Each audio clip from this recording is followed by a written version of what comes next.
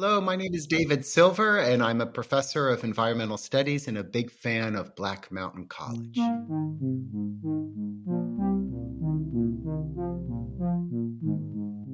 From David Zwirner, this is Dialogues, a podcast about artists and the way they think. Farm allowed students to be empowered to make decisions, smart decisions, but to make decisions that would be kind of have repercussions throughout the college. I'm Helen Molesworth, your host for this season. Every episode features a conversation with artists, curators, writers, designers, philosophers, filmmakers, and musicians about what it means to make things today. Hey, everybody. Today's episode is all about Black Mountain College, one of the most influential art schools of all time, and a subject really near and dear to my heart. Lots of folks know that Black Mountain produced a ton of famous artists. But did you know that it was also home to an experimental collective farm that produced the food that sustained the students and faculty? And that farm program shaped the collective spirit and progressive ideals that define the entire school? Our guest is the professor and writer David Silver, author of the new book, The Farm at Black Mountain College. Whether you are a hardcore Black Mountain groupie, someone interested in radical pedagogy, or you are merely a human curious about the hidden stories of a legendary place, this Insider Baseball podcast is for you. I really hope you enjoy this detailed account of the day-to-day life at this legendary art school. And now, here's David Silver.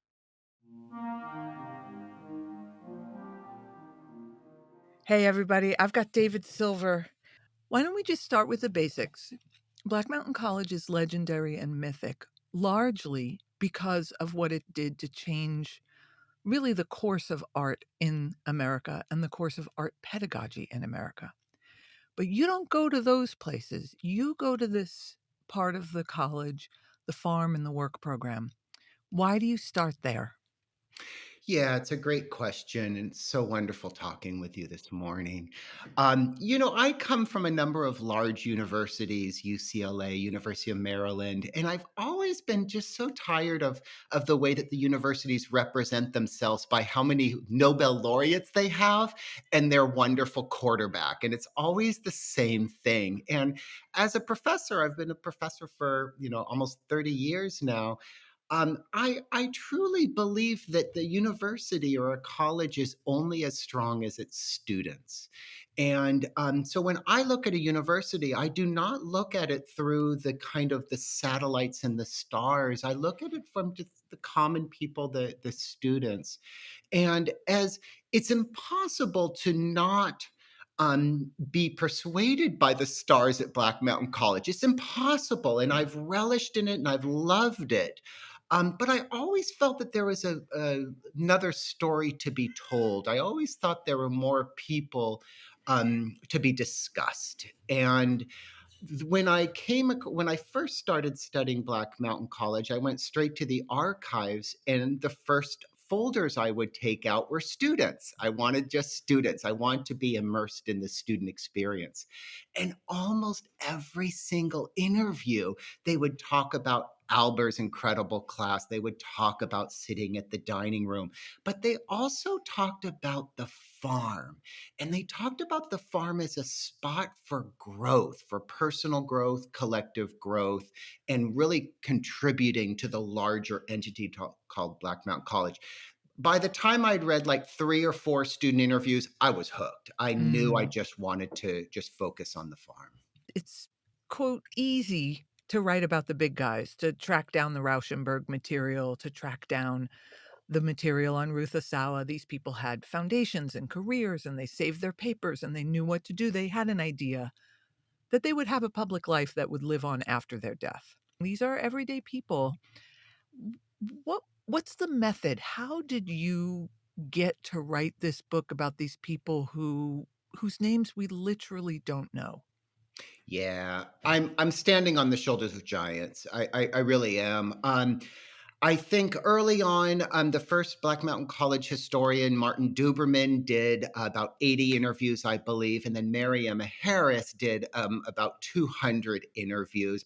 And I'm reminded that the great archivist at the Western Regional Archives, Heather South, said, "You know, David, you're the first person who doesn't request the interviews for John Cage and Buckminster Fuller."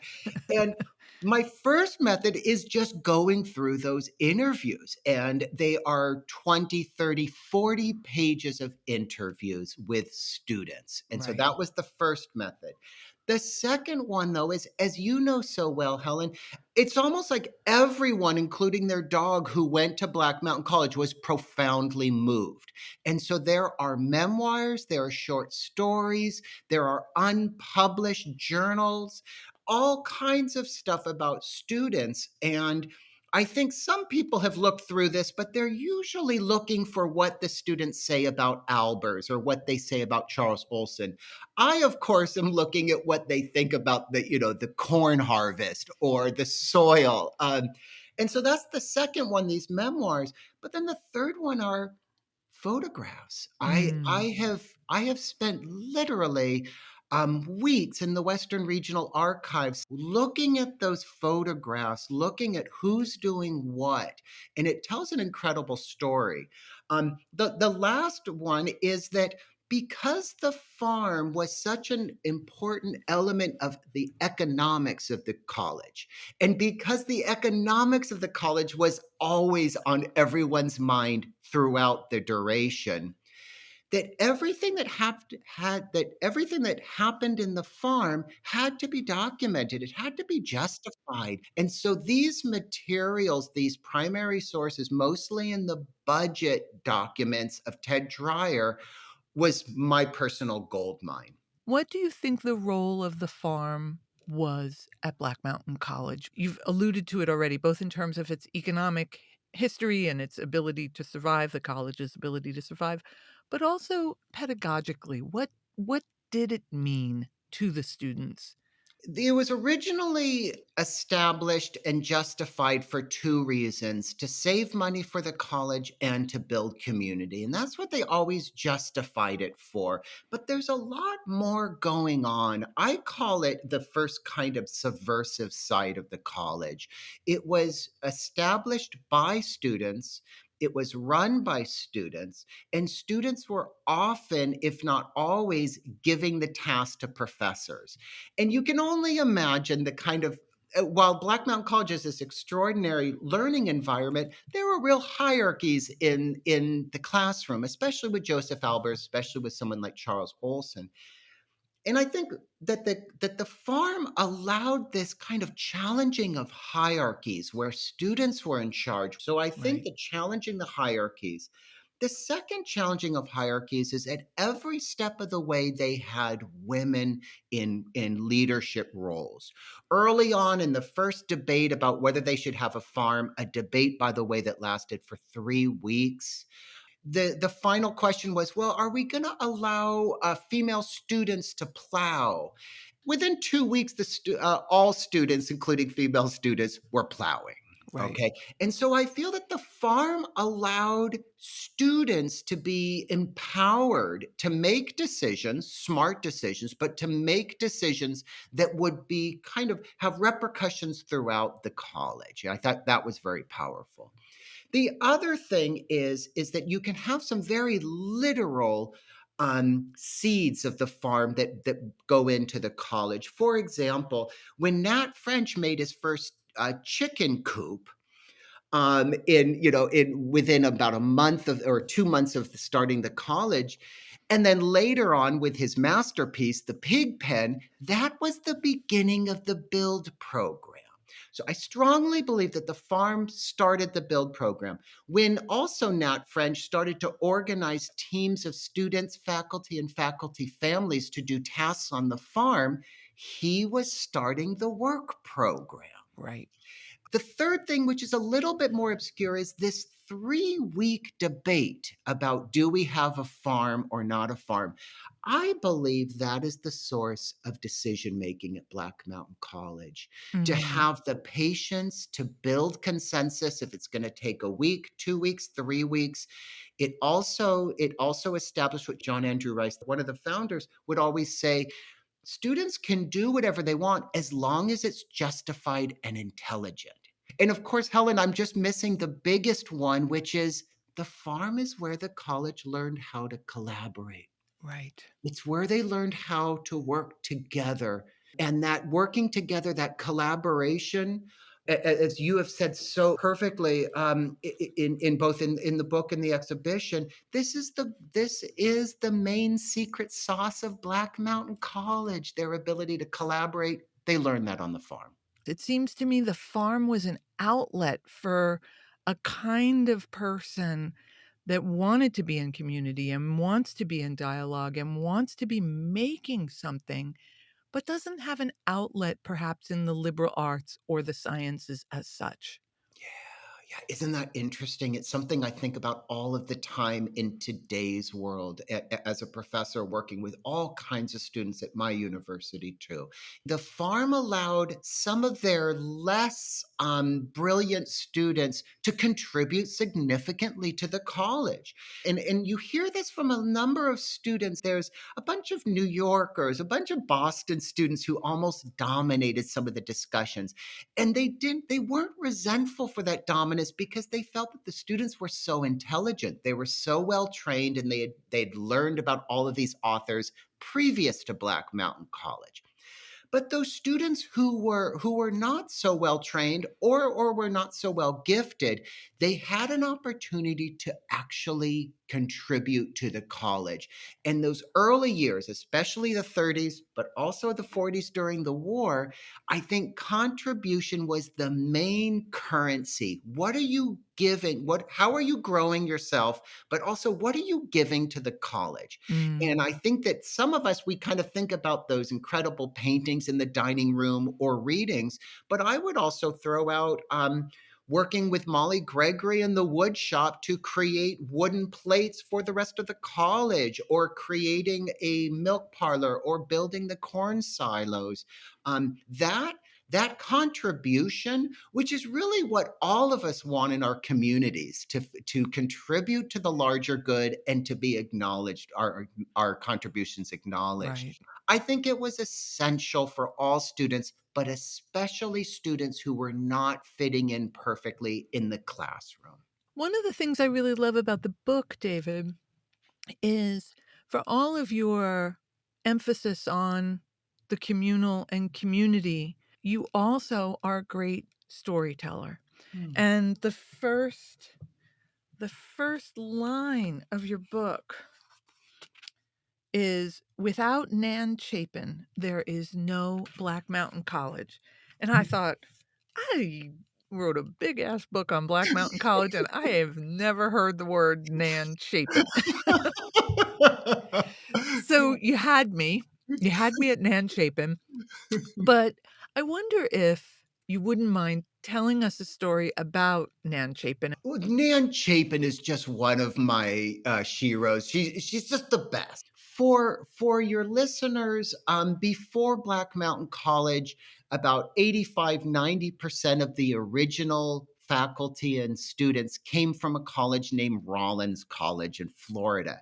And so as I was studying, I started to realize that Nan Chapin, while she was at Rollins, she was just a complete badass. When she found out that John Andrew Rice was fired, she begins by starting to have public protests on campus in 1933 in Florida. When that didn't work, she helped the student body president and editor of the newspaper do a very public, I am leaving this school. When that didn't work, she had multiple meetings with Hamilton Holt, the president. When that didn't work, she organized a mass dropout of college students, which is extraordinary. She was a senior. She was made in the shade. She was almost ready to finish, and she starts with a mass dropout. That's the first part. But the second part is that after about 1 or 2 weeks of stewing at her home, she comes from a wealthy family. She decides to organize a dinner with her mother, who is a huge fan of progressive education, her stepfather, who is a very wealthy man, and John Andrew Rice. John Andrew Rice comes to dinner. He gets $1,000 from Nan Chapin's stepfather, and then another $1,000 from the stepfather's friend. She announces that she will be the first full paying student. At that moment, that night at Nan's, I believe, is literally the beginning of Black Mountain College. It went from ideas to reality and action. Mm. And that's a great story about a student. There's another Shiro that you have, and that is Molly Gregory. Yeah. Molly Gregory's extraordinary. I've always called her my BMC MVP. She is just an extraordinary individual. She comes around like 1941. But what she does is really extraordinary. There is a small wood shop on campus already that a couple people go in and start tinkering. She immediately transforms the wood shop to be this isn't a place to tinker. This is a place where you learn real skills using real tools. And most importantly, in the process, you are building things for campus. You are building desks, tables, easels, shelving units. It's a twofold. One is that she is really the source of the maker culture at Black Mountain College. Right. She's the one who says you got to make everything. But then the second thing is she was the one who really conceptualized that the skills that Black Mountain College are teaching their students, why don't we put those skills in use of the college? It's hard to imagine the studies building, being completed without the wood shop. It's impossible to think of the Lake Eden farm being built without the wood shop. But the second thing about Molly Gregory, and this goes back to something I was really troubled by is a lot of historians kind of write off the World War II chapter of Black Mountain College. And as extraordinary as the research of Martin Duberman is, he calls Black Mountain College during World War II a lull. And Mm. he attributes this to all but one male student going off to the war. So therefore it becomes a women's college, and he makes the jump to say not much happened. Well, Molly Gregory with an almost entirely female student body, if I'm using these kind of outdated binaries Right. right now, um, builds an entire farm. She designs or builds or helps design or helps build 7 buildings. As we know, or those of us who know about Black Mountain, it really peters out in the most extraordinary way. I mean, here you are talking about food and a farm and people who, literally build chicken coops and pigsties and are building their own furniture. And by the end of the college, the students are actively hungry. There's like literally not enough food to eat. And reading your book, it seemed to me that the demise of the farm was a central and animating part of the fall of the college. And I wonder if you have any thoughts about why does the farm come undone in the 50s? Like, what is it about the post-war period that loosens people's investment in this kind of labor and this kind of community building? Yeah, exactly, exactly. It's such a fascinating question, and Helen, I think the fall of the farm was evidence of a larger collapse, and that collapse is the fall of the work program. And the work program for your listeners is due to economic scarcity and due to community building, the college within the first year or two, prodded by the farm, started an active work program where all students, faculty, and faculty families, but especially students, worked about 3 or 4 hours a day at the college. And so this was just baked in. And there's a couple of instances of people complaining, but most people were very excited by it and supportive of it. Two things happened. When in 1949, with the entire art department, including Joseph and Annie Albers, leaves the college, but what a lot of people forget is Ted Dreyer also left the college, and Ted Dreyer found one of the founders of the college, one of the main fundraiser, comes from a very wealthy family, lousy teacher, but the main faculty advocate of the work program. Mm, Add to that the addition of Charles Olson. And I have to say, I struggled with this. I didn't want to put the entire closing of the college on Charles Olson's shoulders, but a lot of it is. Charles Olson was very influential by most accounts, especially by male students, an extraordinary teacher, but he was more interested in sharing his poetic voice than who's going to cook dinner, who's going to chop wood to get heat. Without a work program, the college, which was built on free labor, starts to right. collapse. It's quite another thing to not have food. And I think that's what becomes very dramatic, and that's what the really the it got me. It was really quite frightening. It feels almost like a cult gone bad at the end. Mm, Students are hungry.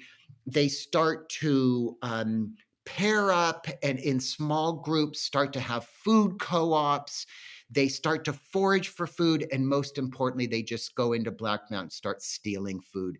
These students were desperate, hungry, and unhealthy. right, And so right. the farm, I think, is essential to the collapse, but it also mirrors a larger development, which is the collapse of the work program. Right. This book is accompanied by an exhibition that you organized at the Black Mountain College Museum and Art Center in Asheville, North Carolina. Yeah. Could you talk a little bit about the show and what's the relationship between the book and the show? Yeah, that was an opportunity of a lifetime. I co-curated the show with Bruce Johansson. It was very interesting to take a book that's a couple of tens of thousands of words and try to bring it down to, um, to try to describe Molly Gregory in 250 words. It felt vulgar. It felt difficult. But it also, I was up for the challenge. Fortunately, Black Mountain College has no shortage of visual culture. And so I was able, and I've been just poring over these photographs and these photographs. So the first thing I wanted to do was to fill the walls with people many people may not have heard of. About 5 years ago, I came across a student, Nell Goldsmith, during 1942 and 43. She took color photographs of the campus. And as we already discussed, it was almost a women's college at that point. It's an extraordinary set of photographs.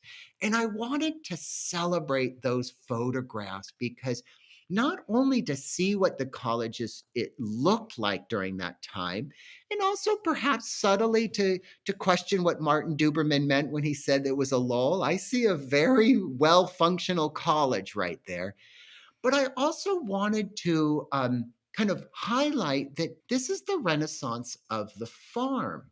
With the female students in Molly Gregory, the college became more sustainable than ever. Mm, I celebrate that with the people that were responsible for that.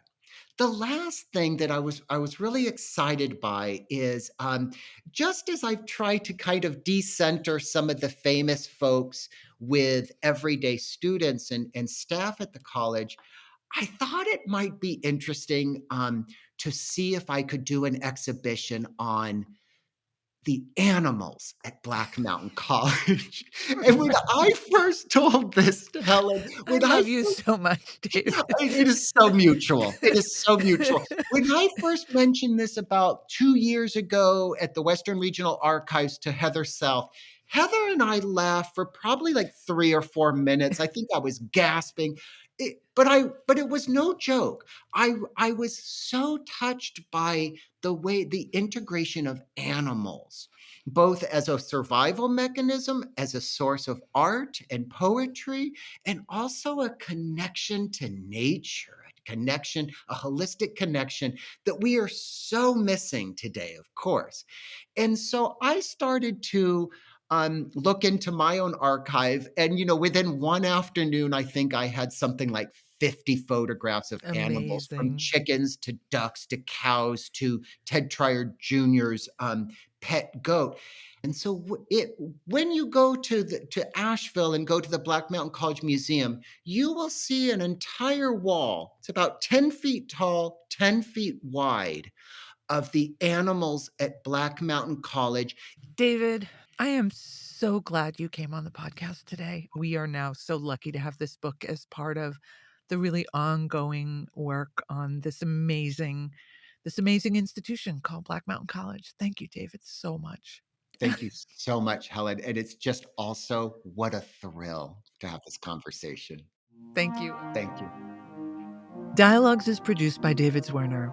If you like this episode, please follow, rate, and review us on Apple, Spotify, or wherever you listen. It really does help the show. Thanks so much for tuning in. I hope you join us here next time.